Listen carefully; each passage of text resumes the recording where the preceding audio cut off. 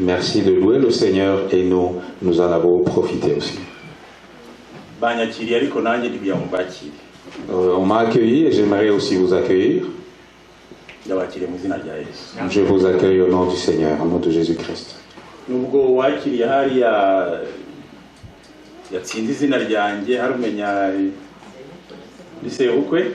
Même si la personne qui a présenté n'a pas voulu prononcer mon nom, probablement que je suis son beau-père. Ça montre une fille qui est bien éduquée.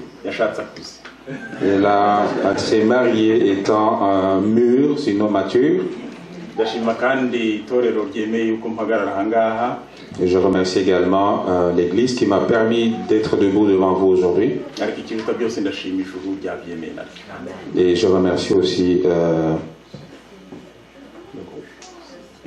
le ciel qui m'a permis aussi d'être ici aujourd'hui.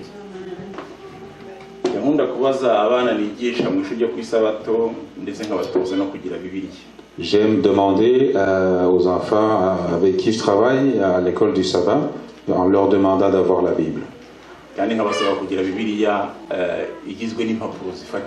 Et je leur demande d'avoir une Bible avec des papiers palpables, du vrai papier.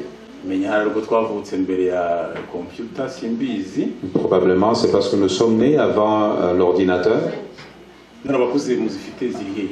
Et les adultes qui ont leur Bible papier, où sont vos Bibles? Est-ce que vous en avez? Pourquoi vous avez honte de montrer vos Bibles? Merci beaucoup. Et je vois que vous en avez. J'ai vu aussi que les autres aussi en ont.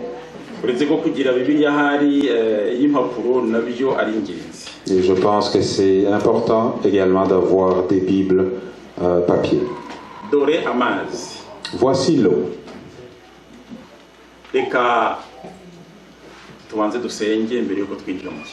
Avant d'attaquer notre prédication, nous allons prier.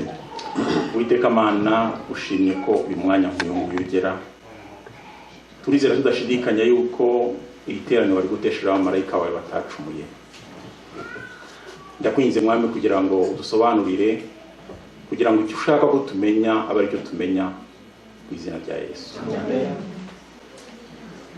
Za Bibiliya rero mwashyize hejuru reka tuzifate. Je vais vous demander d'ouvrir les Bibles que vous m'avez montrées tout à l'heure. Noneho tuzirambure mu byakozwe n'intumwa. Et nous allons les ouvrir dans Actes des Apôtres. Byakozwe n'intumwa igice cya 8. Actes des Apôtres, chapitre 8. Turabanza dusome kuva ku murongo wa 26 tugeze ku murongo wa 39. À partir du verset 26 jusqu'au verset 39.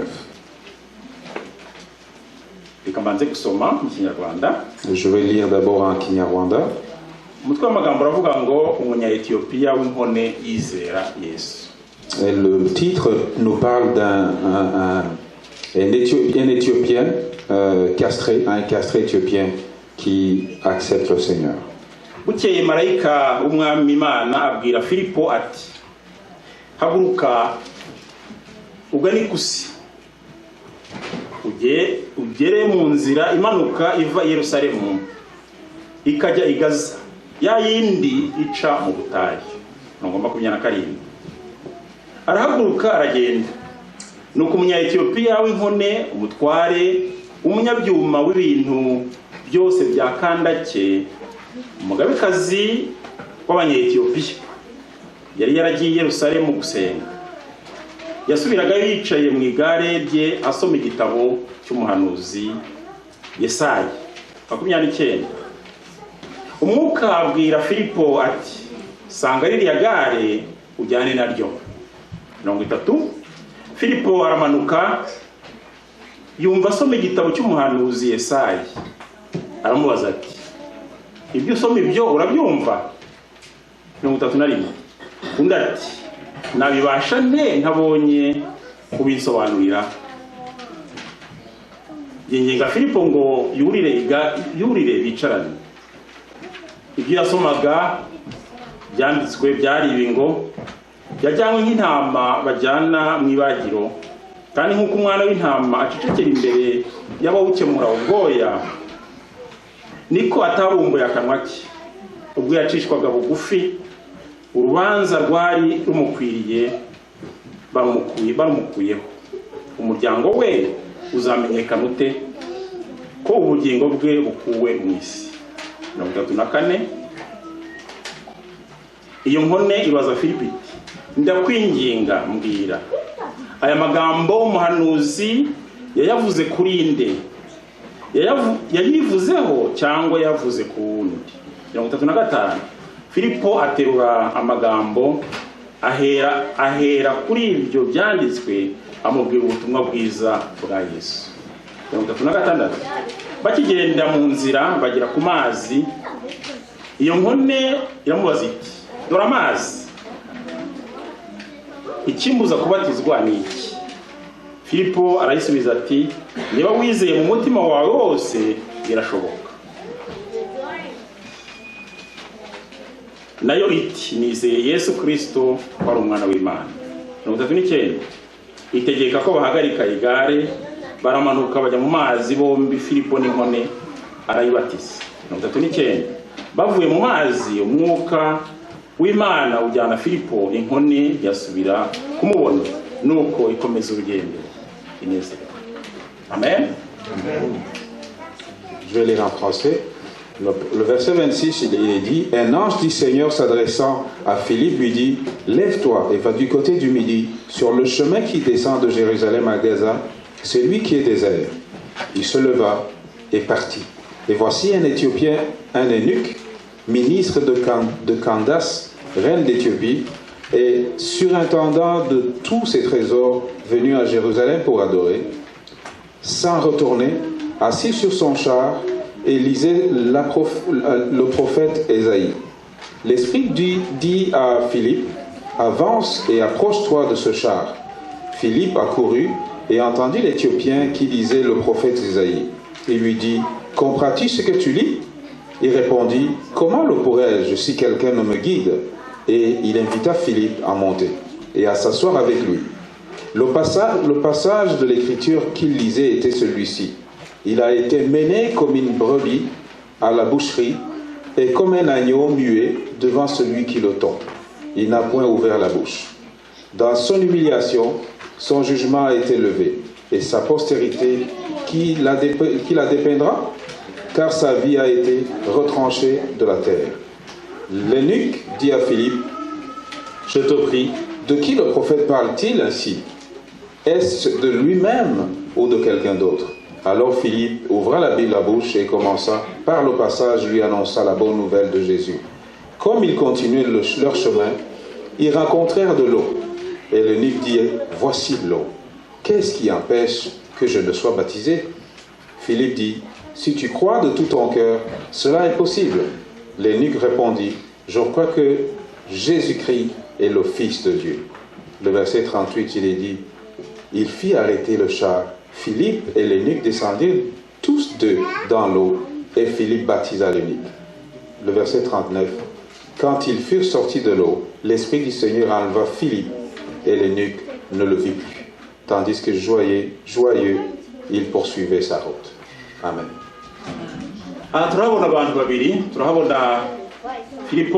Ici nous voyons deux personnes. Il y a Philippe et l'Éthiopien. On nous dit que Philippe était un prédicateur, un évangéliste. C'était pas un apprenti, mais c'était un évangéliste habitué. On peut dire que c'est quelqu'un qui avait été oint par le Seigneur. Comme nous le trouvons dans Actes, chapitre 8, verset 12.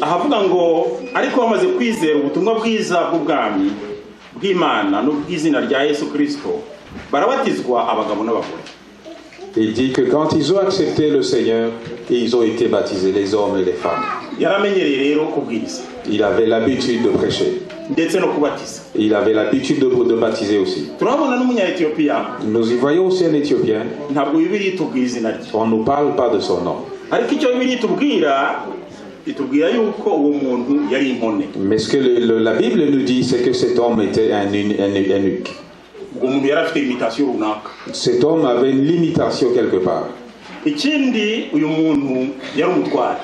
Une autre chose, c'est que cet homme était un chef.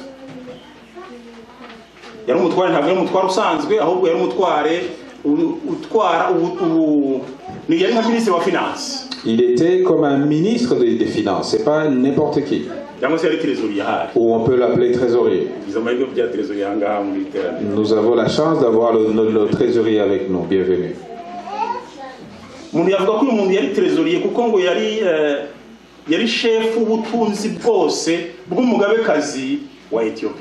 Et cet homme gérait toute la richesse de la reine d'Éthiopie. Est-ce que cet homme n'était pas riche? Il était très riche. Et ici on nous parle de la mère du roi. Au verset 26, nous y voyons un appel de Philippe. C'est pas un appel normal.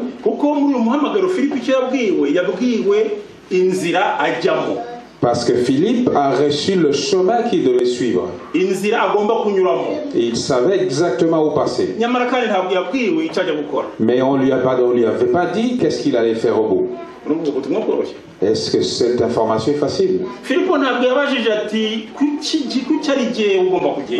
n'a pas demandé pourquoi c'était lui qui avait été désigné.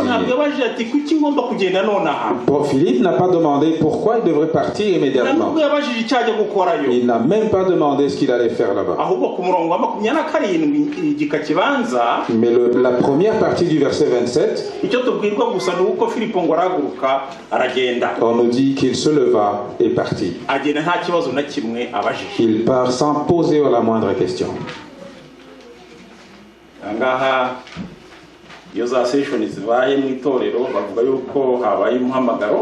Quand il y a des sessions au niveau de notre église, on parle d'un appel.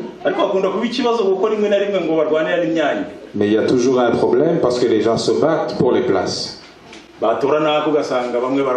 Et quand on vote quelqu'un, les autres ne sont pas contents.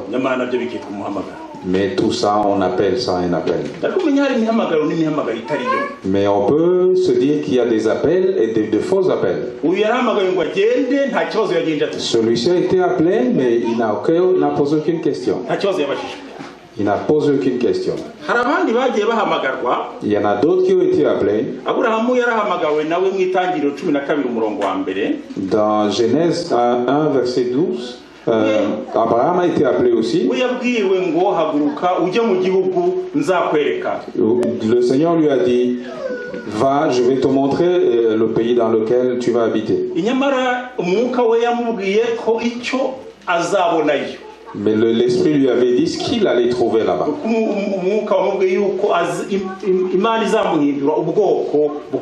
Parce que l'Esprit lui avait annoncé qu'il va devenir un peuple puissant. Mais Philippe, lui, on lui a juste donné le chemin. Jonas a été appelé également. Et tout lui a été révélé. On lui a dit où il fallait aller. Et puis l'Esprit lui avait dit ce qu'il devait faire là-bas. Mais Philippe a reçu tout simplement le chemin qu'il fallait suivre.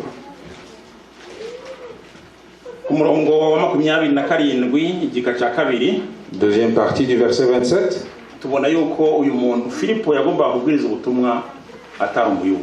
Nous voyons très bien que cet homme à qui Philippe devait donner l'évangélisation n'était pas juif. Parce qu'on nous dit qu'il était éthiopien. C'était un Africain comme nous autres.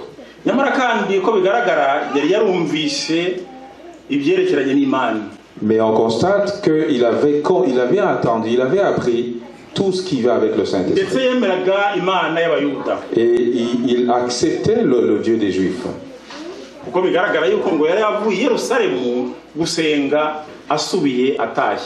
Parce qu'il revenait de Jérusalem en rentrant chez lui. mbese muri etiyopiya wenda ntihari hari izindi mana. Est-ce qu'en Éthiopie, probablement, il n'y aurait pas d'autres dieux? ariko yavuye muri etiyopiya agiye Yerusalemu kugenza gute? Mais il était parti de chez lui, de l'Éthiopie, pour aller à Jérusalem. kigaragara ko uyu muntu yari azi imana, yemeraga imana y'abayuda. Ce qui montre que cet homme connaissait Dieu et qu'il vénérait le Dieu des Juifs. ku murongo wa 29 nibwo umwuka wera none agiye kumubwira icyo gukora. Au verset 29, c'est à ce moment que l'Esprit va lui dire ce qu'il va faire. umwuka wera aramubwira ngo sanga ririya gare. L'Esprit lui dit, va vers ce char. sanga ririya gare ujyane naryo. Va avec ce char. reka dusome muri Yesaya 53. On va lire en Ésaïe 53, la leçon que Omar nous a lue. twongeye tuve ku murongo wa 7 tugeze ku murongo wa 10. Et nous partirons du verset 7 jusqu'au 10e verset. yararenganye ariko yicisha bugufi, yiyubura akanwa ke, amera nk'umwana w'intama ujyanwa kubagwa, cyangwa nk'uko intama icecekera imbere y'abayikemura, niko atabumbuye akanwa ke. guhemurwa no gucirwa kw'iteka nibyo byamukujeho. mu by'igihe cye ninde uwitayeho ko yakuwe mu isi y'abazima, akaba yarakubitiwe ibicumuro by'ubwoko bwe. 9 bategetse ko ahambanwa n'abanyabyaha, yari kumwe n'umutunzi mu rupfu rwe, nubwo atagiraga urugomo kandi ntagire uburyarya mu kanwa ke. Il a été maltraité et opprimé, et il n'a point ouvert sa bouche. Semblable à un agneau qu'on mène à la boucherie, à une brebis muette devant ceux qui la tombent, il n'a pas ouvert la bouche. Il a été enlevé par l'angoisse et le châtiment, et parmi ceux de sa génération qui a cru qu'il était retranché de la terre des vivants et frappé pour les péchés de mon peuple. On a mis son sépulcre parmi les méchants, son tombeau avec le riche, quoiqu'il n'eût point commis de violence, et qu'il n'eût point de fraude dans sa bouche. Le verset 10, il a plu à l'Éternel de le briser par la souffrance. Après avoir livré sa vie en sacrifice pour le péché, il verra une prospérité et prolongera ses jours. L'œuvre de l'Éternel l'œuvre de l'Éternel prospérera entre ses mains. Voici le texte que l'Éthiopien lisait. Il ne lisait pas tranquillement. Parce que s'il le lisait sans parler, Philippe ne pouvait pas l'entendre. Et il lisait à haute voix. Vous vous souvenez qu'il était dans le désert. Et il lisait à haute voix. Et Philippe lui pose la première question.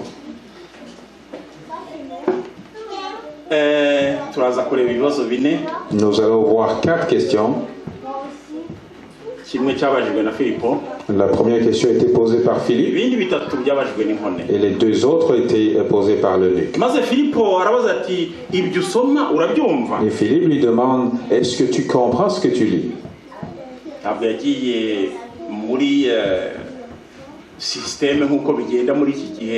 Il n'a pas été dans le système comme on l'a aujourd'hui pour les gens qui ne se connaissent pas. La plupart du temps, quand vous rencontrez quelqu'un que vous ne connaissez pas ou vous répondez au téléphone, celui qui t'appelle vous donne d'abord son nom, il vous dit ce qu'il fait, et puis il vous demande qu'est-ce que je peux faire pour vous. Est-ce que vous avez reçu ce genre de message, ce genre d'appel? Est-ce que vous les recevez souvent? Ou qu'est-ce que je peux faire pour vous? Quand vous allez quelque part en tant que visiteur, et quand vous arrivez à la réception, quand vous avez la chance qu'on vous dise bonjour, quand on vous dit rien, on vous dit qu'est-ce qu'on peut faire pour vous.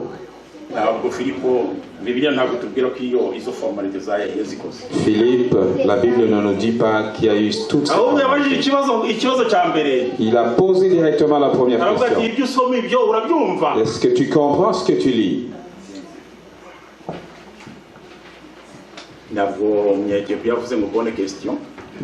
L'Éthiopien n'a pas dit bonne question. muzi yuko iyo umuntu abajije ikibazo uwakibajije akaba atazi igisubizo. Vous savez que quand vous posez une question et que la personne ne connaît pas la réponse, avuga ngo iki? qu'est-ce qu'il vous dit souvent?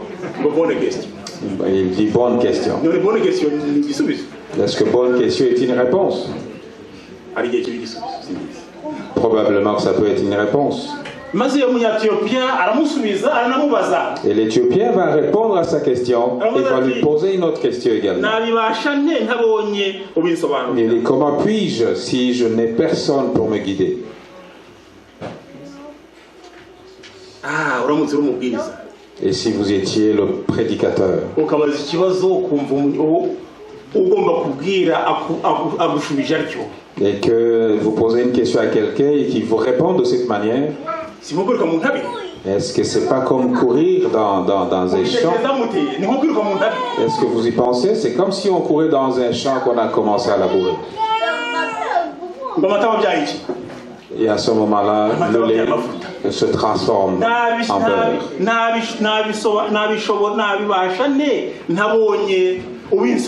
Comment puis-je le savoir si je n'ai personne pour m'expliquer?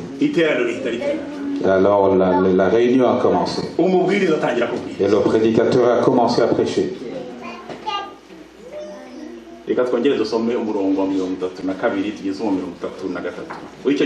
Nous allons lire au verset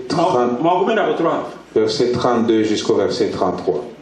Mettez un bout de papier parce qu'on ne quittera pas à cet endroit. Nuko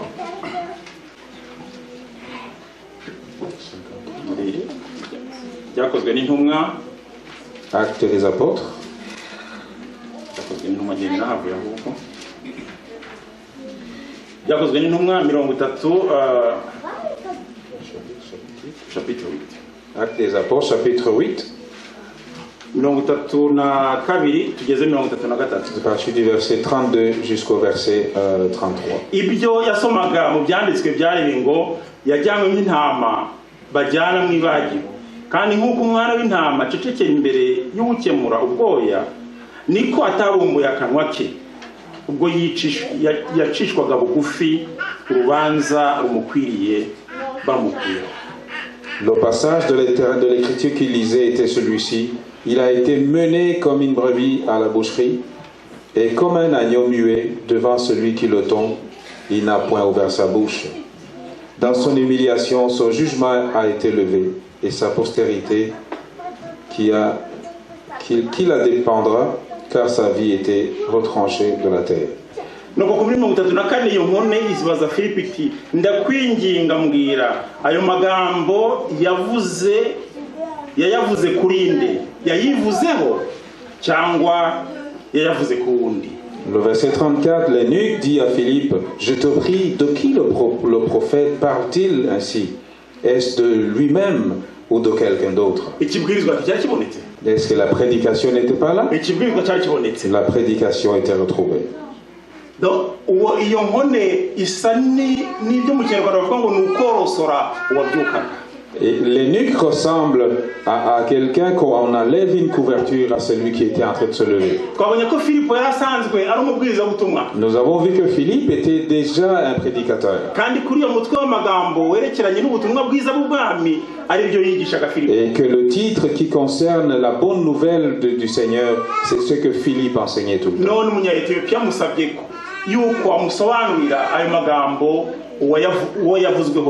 Et l'eunuque éthiopien lui demande de lui expliquer à qui étaient adressées ces paroles. Et Philippe enchaîne la prédication. Et puis il enchaîne. Devant lui, il y a une seule personne. Disons que la personne était juste à côté de lui parce qu'ils étaient assis ensemble. Et cette assemblée était composée de combien de personnes? Nous avons vu juste une réunion d'une seule personne, un seul prédicateur. Mais combien d'anges étaient tout autour d'eux? Ils étaient nombreux. Des fois, nous nous inquiétons, et moi également, quand les gens viennent prier, qui sont peu nombreux. Est-ce que ça vous arrive quand vous voyez que dans la congrégation il y a peu de gens? Ici nous y voyons juste une réunion de 2 personnes. Juste 2 personnes. Est-ce que la congrégation, sinon la réunion était complète? Est-ce que le prédicateur était là? Est-ce que celui à qui la prédication était là? Est-ce que les anges étaient là? Donc la réunion était complète. Ne vous inquiétez plus quand il y a une seule personne qui se présente.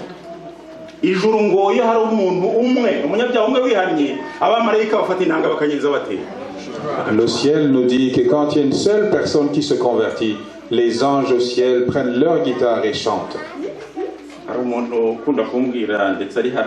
Il y a quelqu'un qui aime me dire, et il est même ici, et il me dit, la seule personne, la nouvelle personne que nous avons amenée à Dieu, à Urembo, c'est qui est venu ici et qui n'était pas adventiste avant. Nous avons des visiteurs, peut-être.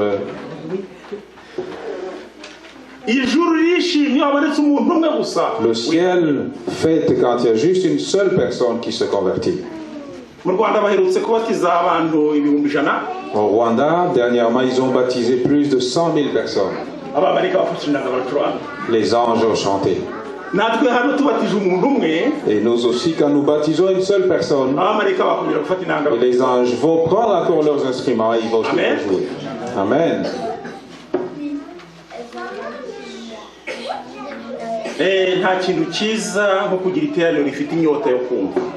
Il n'y a rien de mieux que d'avoir une congrégation qui a soif d'entendre, d'écouter.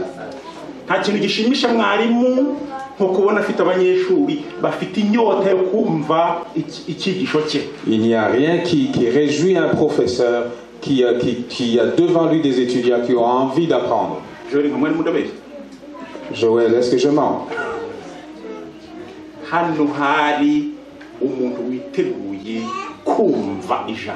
Ici, nous voyons une personne qui avait soif d'entendre la bonne nouvelle. Cet Éthiopien, l'eunuque, avait une soif incroyable. Il voulait juste comprendre qu'est-ce que ces mots disaient. Et Philippe, il est sorti de sa cachette.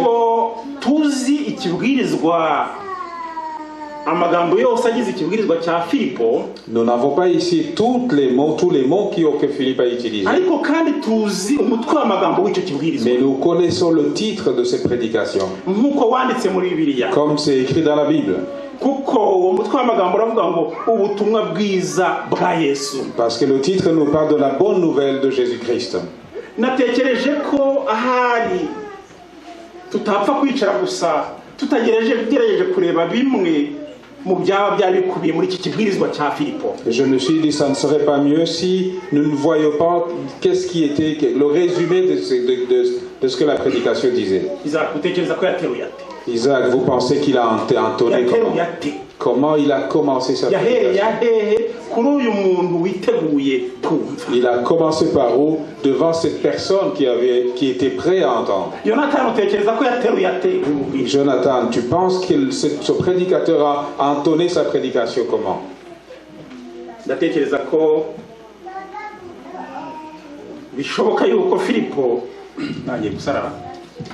Je pense que Philippe, je commence à avoir la gorge sèche, même si les diacres n'ont pas.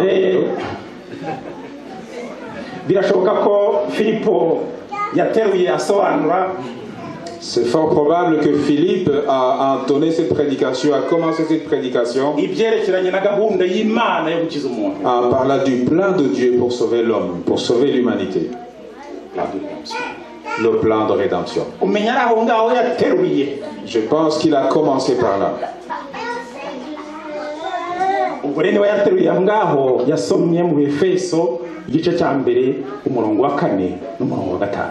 Je crois qu'il a lu à ce moment-là en Éphésiens chapitre 1er, le verset 4 et le verset 5. reka tubashake. Nous allons chercher cet endroit. Éphésiens chapitre 1er, verset 4 et verset 5. Abefeso igice cya mbere umurongo wa 4 n'umurongo wa 5. Nk'uko yadutoranije muri we isi itararemwa kugira ngo tube abera tutariho umugayo imbere yayo. Umurongo wa 5, kuko yagambiriye kera kubw'urukundo rwayo ko duhinduka abana bayo tubiheshejwe na Yesu Kristo kubw'ineza y'ubushake bwayo. En lui, Dieu nous a élus avant la fondation du monde pour que nous soyons saints et irrépréhensibles devant lui. Umenya ni hariya Filipo yateruye. Je pense que Philippe a commencé par là. Abwiriye inkone yuko gahunda y'Imana yo gukiza umuntu yabayeho mbere yuko umuntu aremwa. Et il va expliquer à cet eunuque que le plan de rédemption a été conçu avant même la création de l'humanité.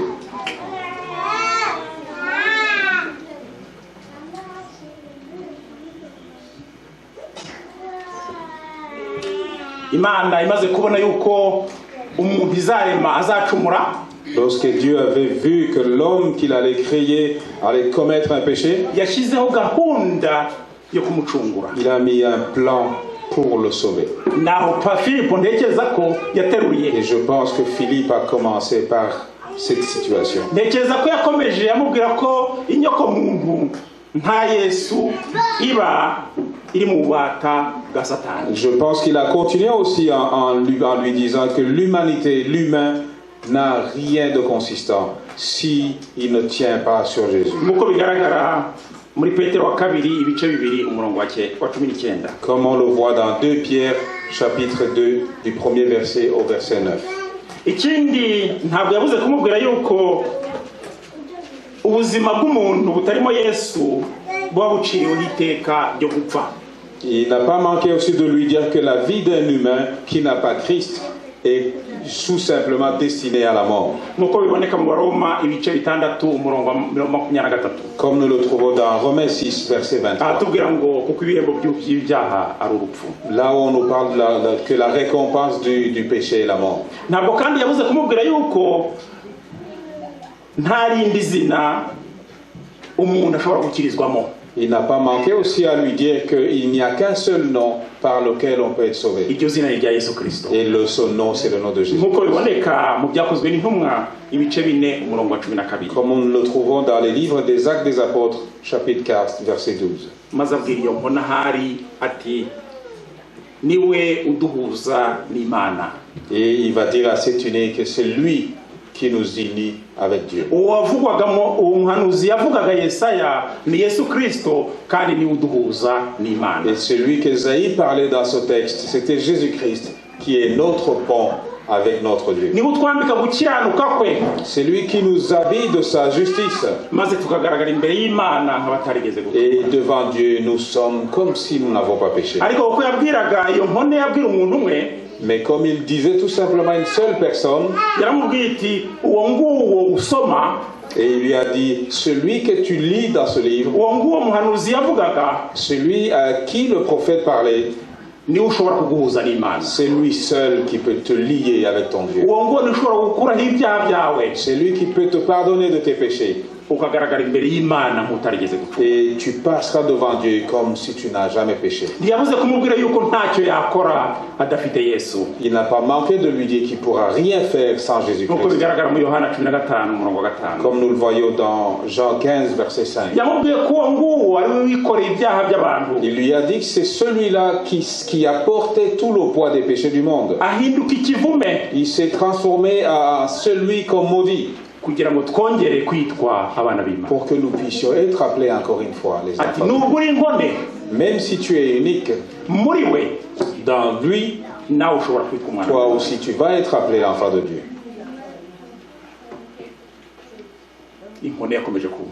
L'eunuque a continué. Je vois cet eunuque. Je ne sais pas comment il était habillé, mais je pense que sa tête était en train de hocher parce qu'il commençait à avoir la paix du cœur. Même s'il avait des limitations du corps, même s'il ne pouvait pas avoir une femme comme les autres, même s'il ne pouvait pas avoir un enfant comme les autres, alors qu'il avait beaucoup d'argent, alors qu'il pouvait nourrir son enfant, alors qu'il avait tout ce qu'il pouvait avoir pour habiller son épouse, mais qu'il avait le Seigneur.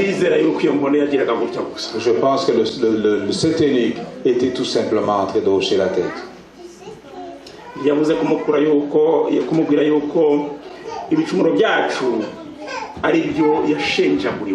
Il n'a pas manqué de lui dire aussi que nos péchés, c'est à cause de nos péchés que le Seigneur Jésus a été crucifié.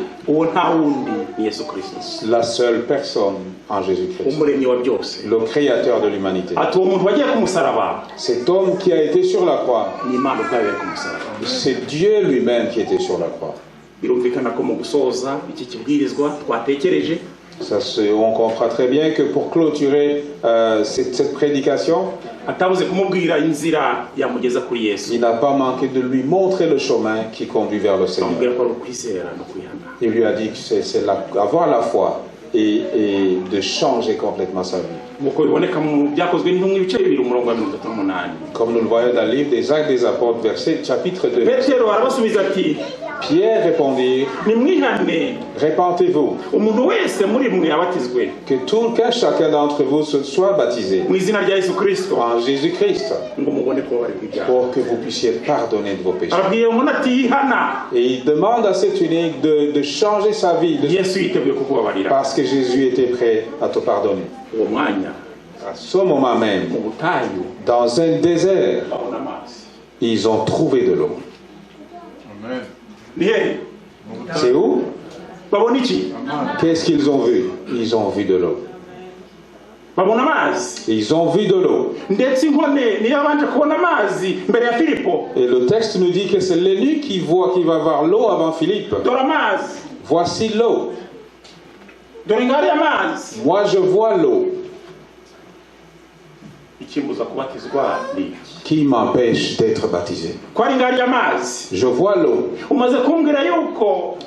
Tu viens de me dire que je dois être baptisé. Que le baptême est savoir il y a un lien indissociable. Et l'eunuque va dire j'ai envie de voir ce lien. Voilà l'eau.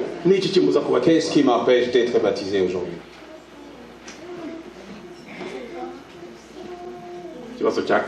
La quatrième question.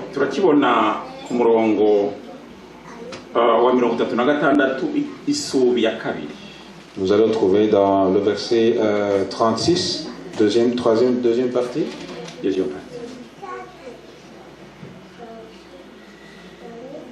Bakigenda mu nzira bagera ku mazi. Iyo nkonde iramubaza iti dore amazi. Ikimbuza kubatizwa ni iki? Filipo arayisubiza ati niba wizeye mu mutima wawe wose birashoboka. Et l'eunuque dit voici de l'eau. Qu'est-ce qui empêche que je sois baptisé? Philippe dit si tu crois de tout ton cœur, cela est possible.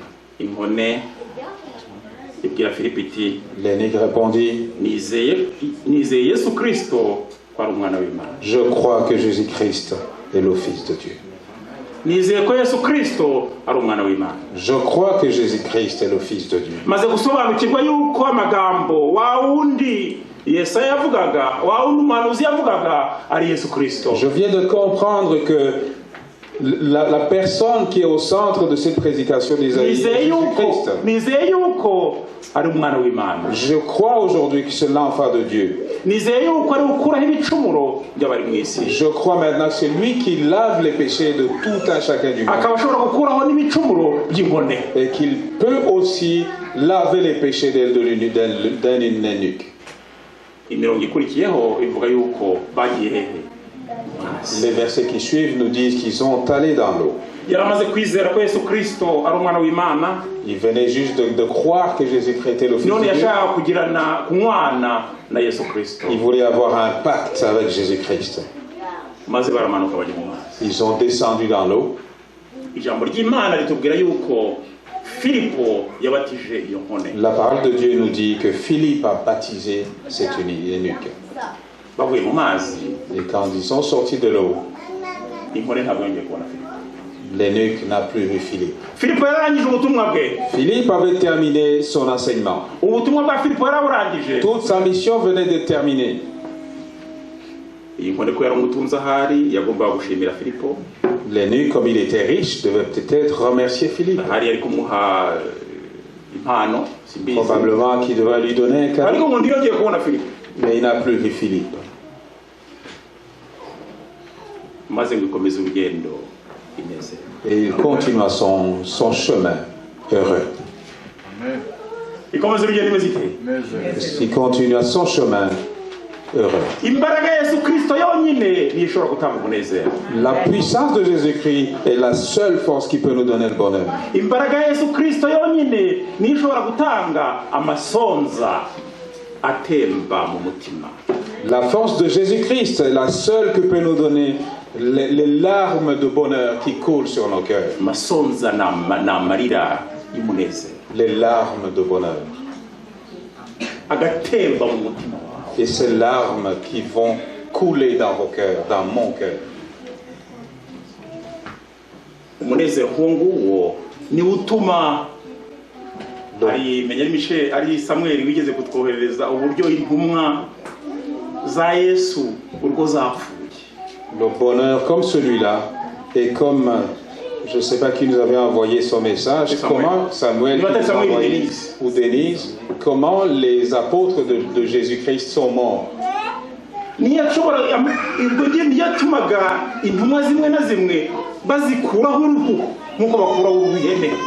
C'est ce pouvoir qui permettait aussi à ces apôtres de supporter le fait d'être arrachés des parties des membres de leur corps. Est-ce que quand vous avez cette puissance, est-ce que vous sentez même ces petits couteaux qui vous traversent le corps? Ils tuent le corps. Mais ils ne peuvent pas tuer quoi? Chers frères et sœurs, cette puissance est ici. Cette puissance est gratuite.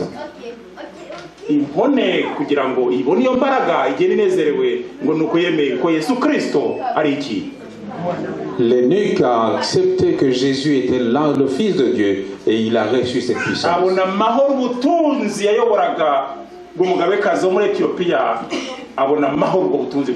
Il a reçu le bonheur qui surpasse le bonheur qu'il avait alors qu'il gardait la richesse de la reine. Et il continua son chemin. Si je pouvais avoir cette puissance dans notre église de Loulembo,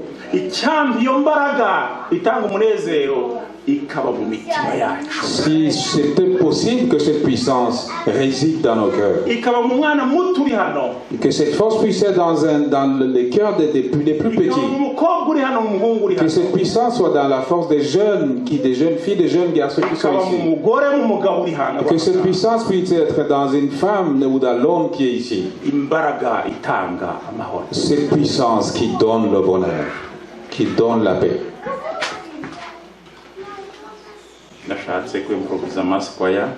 J'ai voulu improviser Masquaya aujourd'hui pour qu'ils viennent, s'ils s'approchent pour chanter cette chanson. Harim Baraga, il y a de la force.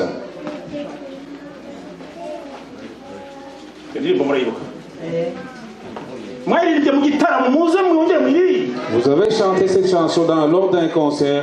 Venez ici et chantez ce chant. iyo mbaraga itubemo. Je demande et j'implore le Saint-Esprit pour que cette force puisse nous habiter. maze amasonza y'amahoro atembe mu mitima. Pour que ces larmes de bonheur puissent couler dans nos cœurs. Imana itugirire neza. Que Dieu nous fasse du bien au nom de Jésus-Christ. Amen.